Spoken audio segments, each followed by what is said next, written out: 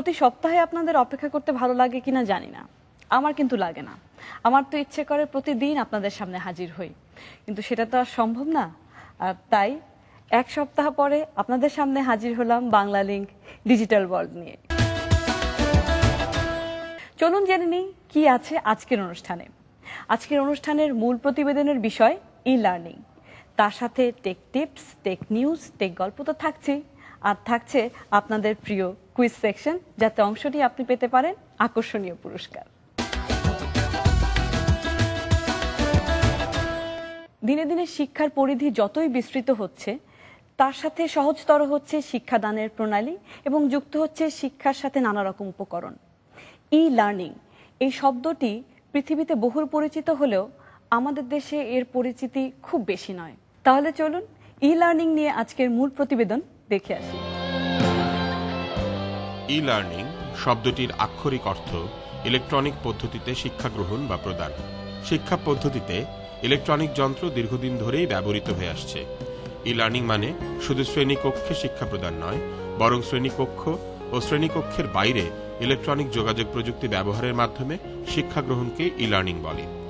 Radio এবং টেলিভিশনের মাধ্যমে দূরবর্তী স্থানে শিক্ষা প্রদানের মাধ্যমে দূরশিক্ষণ পদ্ধতি বহু আগেই বাংলাদেশে চালু হয়েছিল। বাংলাদেশ টেলিভিশন, বাংলাদেশ বেতার এবং বাংলাদেশ উন্মুক্ত বিশ্ববিদ্যালয়ের যৌথ উদ্যোগে দীর্ঘদিন যাবৎ দূরশিক্ষণের উপকারিতা আমরা পেয়েছি।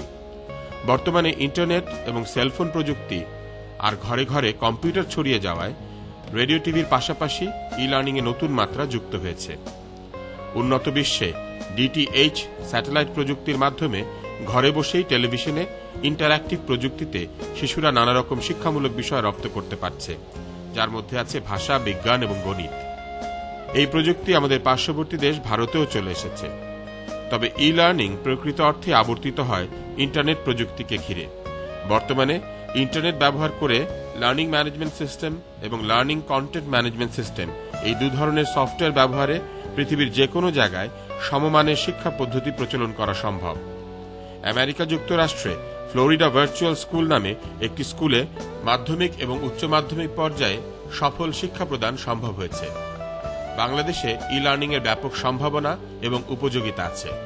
যেহেতু আমাদের জনসংখ্যা বেশি, ভূমি এবং সম্পদ কম, তাই কার্যকরভাবে ই লার্নিং চালু করতে পারলে ঘরে বসেই যে কেউ শিক্ষা নিতে পারবেন। পরে কেবল পরীক্ষা প্রদান করে সনদ নিলেই চলবে। এমনকি ই লার্নিং এর মাধ্যমে বিশ্ববিদ্যালয় পর্যায়ে শিক্ষা প্রদানও সম্ভবপর।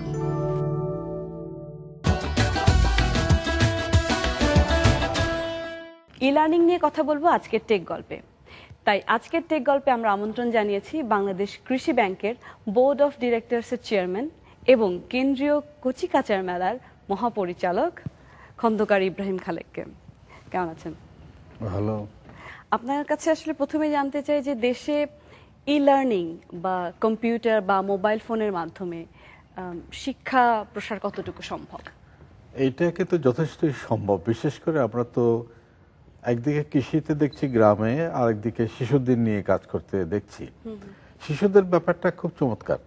এদের এটা এখন জানা ঘটনা প্রায় সবারই যে আমাদের যে মস্তিষ্ক কোষ বা নিউরন সেল, এগুলো ছোটবেলায় যখন বিকশিত হয় তখনই কিন্তু লার্নিংটা সবচাইতে ভালোভাবে হয়।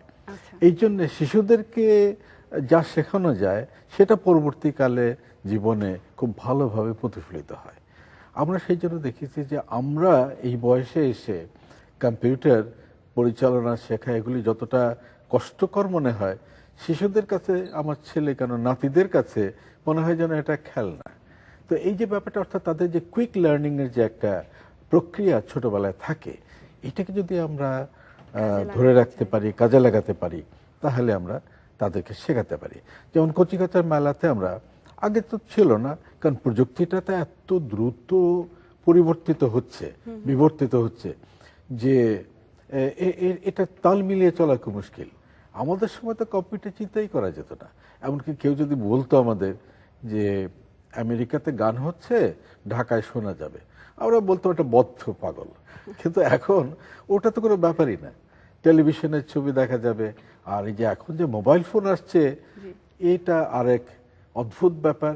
এবং আগেকার দিনে এটার গল্প বললে নিশ্চয়ই তারা বলতো লোকটার মাথা খারাপ, কারণ এখন মোবাইল ফোনটা এটা যে কি না, এটা একটা টেলিভিশন, এটা একটা রেডিও, এটা একটা আমাদের ছোটবেলাকার গ্রামোফোন, সবই এর মধ্যে আছে।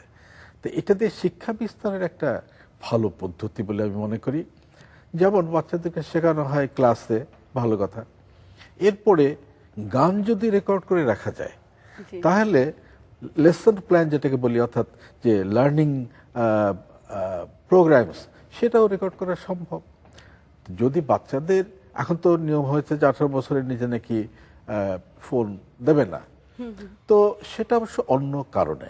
কিন্তু আমরা যদি বলি যে এই কারণে কারিকুলামগুলোকে ইন করার জন্য ব্যবহার করা যাবে, এবং তাতে করে ওদের যে বাসায় বসে যে মানে হোম লার্নিং যেটা, এটা হওয়া সম্ভব বলে আমি মনে করি।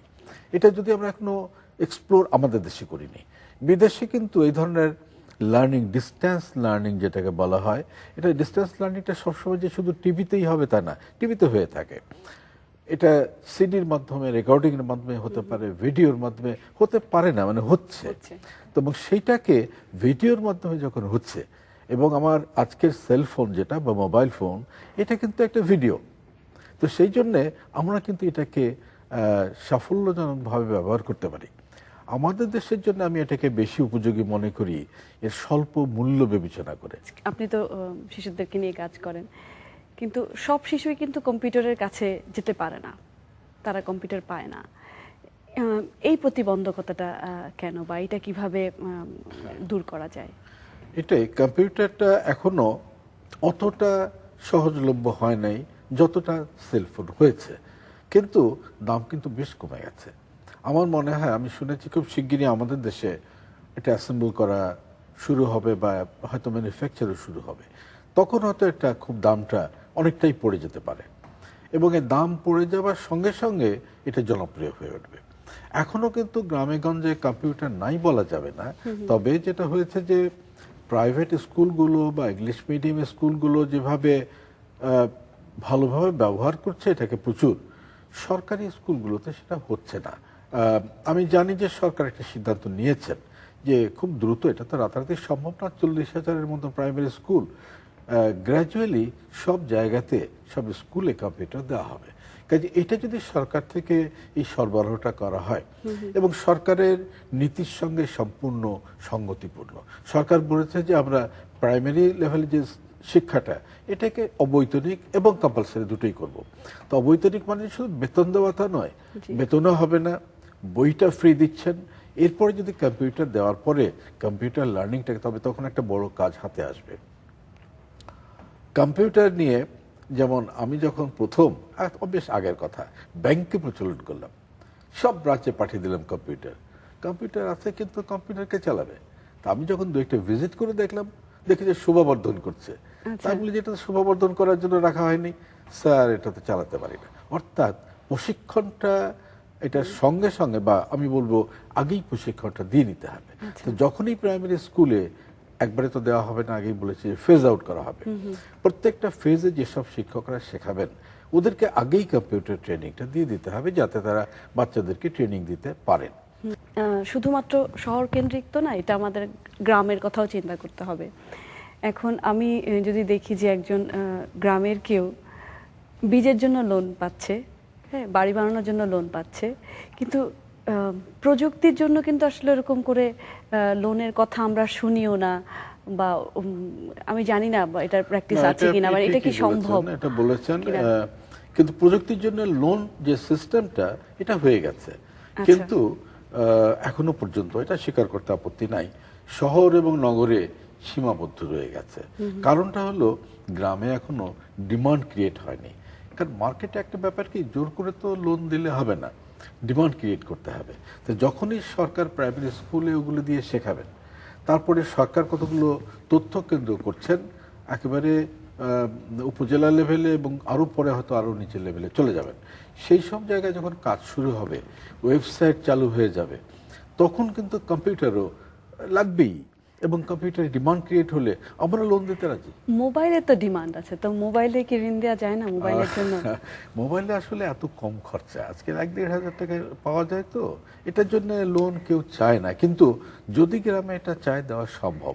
আরেকটি কথা বলছি গ্রামের জন্য,